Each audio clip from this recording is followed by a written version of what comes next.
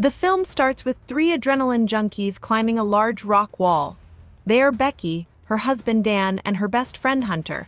During the climb, Becky has to leap from her side over to Dan, who catches her. As Dan continues his way up, he is startled by a bat flying out of its hole, and he loses his footing. Dan hangs on and tries to climb back up, but his harness comes loose and he falls to his death.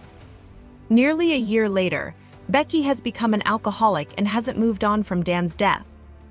She has also avoided contact with her father James ever since he told her that she shouldn't have to keep mourning Dan because he might not have been who she thought he was, and he would not be doing the same if it were Becky that died. Becky later goes home from the bar and prepares to commit suicide by overdosing until she gets a call from Hunter. She shows up at Becky's apartment to comfort her, as well as to propose that they climb a TV tower that is over 2,000 feet high. Becky is hesitant since she hasn't gone climbing since Dan's death. Hunter stays with her overnight. Becky has a nightmare that Dan is next to her in bed, dead and bloodied. When she wakes up, she tells Hunter that she remembers words that Dan told her about not being scared to live, so she agrees to go with her to the tower. Hunter drives the two out to an area close to the tower. They stop at a diner for food, where Hunter helps Becky charge her phone by using a lamp as an outlet to plug in. They then stay at a motel for the night before their big climb. The girls drive out toward the tower but cannot go further than the gate, leaving them to walk there.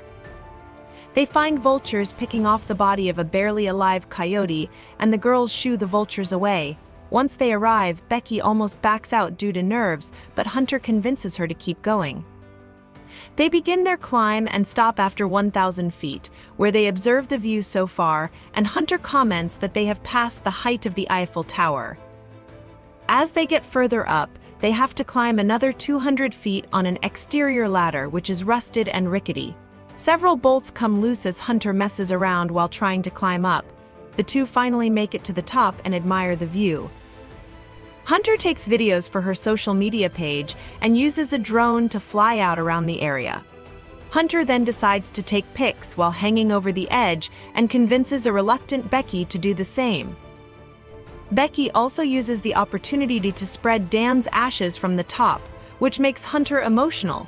When the girls decide to start climbing back down, Becky goes first and makes it to the part of the ladder where two bolts fell off. The ladder breaks loose, causing Becky to drop their bag with the drone and their water onto a satellite down below. Hunter manages to pull Becky back up using their harness, but the ladder to climb back down is completely destroyed. Becky also gets a large cut on her leg, but Hunter makes a tourniquet for it. They find binoculars and a flare gun in a compartment on the tower, but they wait to use it until necessary. The two find that they have no signal up there to call for help. They think the sound of the ladder crashing might attract attention, but 5 hours pass and nobody has called for help. With the binoculars, they see a trailer parked up ahead near the gate. Hunter tries to lower her phone to get out a message for help by trying to have the message send out in a reception area. She lowers it as far as it can go and tries to go lower, but it's no use. They decide to try and drop the phone by putting it in Hunter's shoe and padding it with hers and Becky's socks, plus Hunter's sports bra so that it doesn't break when it hits the ground. Unfortunately, that's exactly what happens.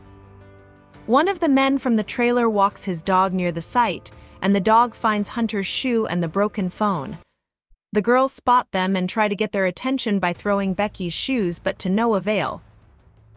They see that the man joins his friend to grill food, and the girls decide to wait until it's dark enough to get their attention with the flare gun. Once the sun goes down, they make their attempt and shine the light from Becky's phone to draw attention to themselves. However, while the two men do see the girls, they also see Hunter's car and drive the trailer over there to steal it. The girls start to get dehydrated and hungry. Overnight, Becky watches a video from her and Dan's wedding, but notices Hunter looking sullen in the background. She also spots a tattoo on Hunter's foot that says 143, which is something that Dan would say because he would never actually tell Becky "I love you" back to her, instead just tapping the number of letters in each word. Hunter comes clean and admits that she and Dan had an affair that carried on for 4 months after they got drunk, and Dan made the first move. Hunter says she broke it off because even though she had fallen in love with Dan, she loved Becky even more. The following morning, Becky notes that it has been 24 hours since they dropped Hunter's phone, forcing them to acknowledge that the phone is broken. Hunter then says that she can climb down to the satellite and get their bag to reach their supplies. She uses the harness to lower herself and manages to jump onto the satellite. After having some water, Hunter uses her selfie stick to hook the bag onto the harness and then use it to help herself climb back up. While trying to climb up, Hunter slips but appears to still land on the bag, albeit with her hands suffering from rope burn, forcing Becky to pull her back up.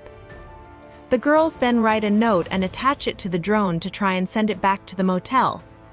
The battery is too low, so they fly it back before it falls. Becky remembers Hunter's charging hack and climbs to the very top of the tower to plug the drone into the light outlet. When the plug won't reach, Becky uses her wedding ring to charge the current. Becky holds on for hours while a vulture flies toward her because it smells her leg wound. Becky manages to charge it completely and flies it out. Just before the drone reaches the motel, a truck crashes into it and destroys it, and the driver fails to notice it. Becky starts to grow more delirious from dehydration and starvation. She asks Hunter for her shoe so she can send her own phone to call for help. It is then revealed that the Hunter that she has been talking to for the last few hours was a hallucination. Hunter never landed on the bag and hit the satellite when trying to climb up, and she bled to death. Becky only pulled up the bag and was imagining Hunter to not be able to face the fact that she is up there all alone. By the next morning, the vulture has found Becky sleeping and tries to pick at her leg. Becky then grabs the vulture by the neck and bashes it until it's dead, and she begins to eat it. Becky realizes she has one last chance to survive, and she sends a message to James, apologizing for how she treated him when he was just looking out for her. She climbs down to the satellite and takes off Hunter's shoe to put her phone in, and then stuffs the shoe in Hunter's stomach since a vulture was already picking at her corpse. Becky pushes Hunter's body off the satellite so the message can go out. James is then seen driving toward the tower, where he finds a whole team of authorities at the scene. He finds them taking Hunter's body, which he fears is Becky, until he finds that Becky has already been rescued and brought down safely. Becky runs into James's arms and they reconcile.